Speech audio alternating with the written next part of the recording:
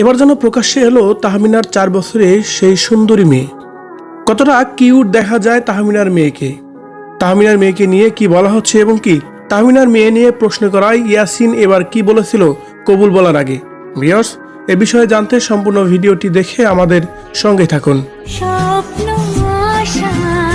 বিয়ের আগে কাজী ইয়াসিনকে সরাসরি জিজ্ঞেস করেছিলেন, তাহমিনার আগে বিয়ে হয়েছিল, তার 4 বছরের একটি মেয়ে আছে এবং সে তালাকপ্রাপ্ত, তুমি কি সবকিছু জানো?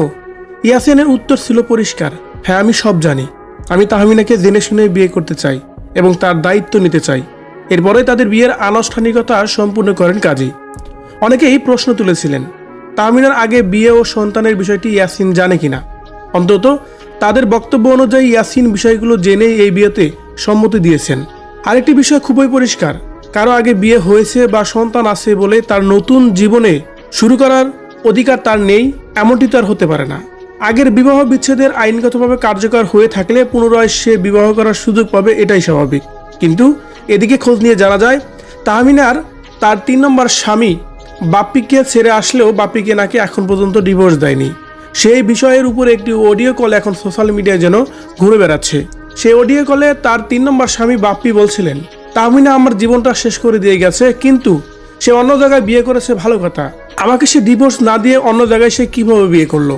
বাপ্পির কথা অনুযায়ী তাহমিনা তার সর্বশেষ স্বামী বাপ্পিকে ডিভোর্স না দিয়েই ইয়াসিনকে বিয়ে করেছে, যদিও এর সত্যতা এখন পর্যন্ত সোশ্যাল মিডিয়ায় পাওয়া যায়নি। এদিকে তাহমিনার 4 বছরের মেয়ে নিয়েও অনেক আলোচনা দেখা দিয়েছে সোশ্যাল মিডিয়ায়।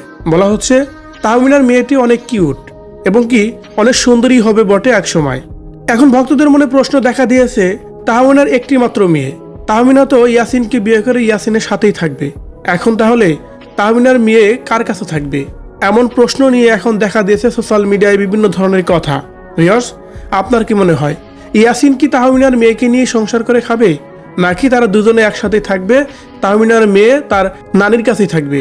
এই বিষয়টি নিয়ে আপনার মূল্যবান মতামত কমেন্ট করে জানাবেন কমেন্ট বক্সে।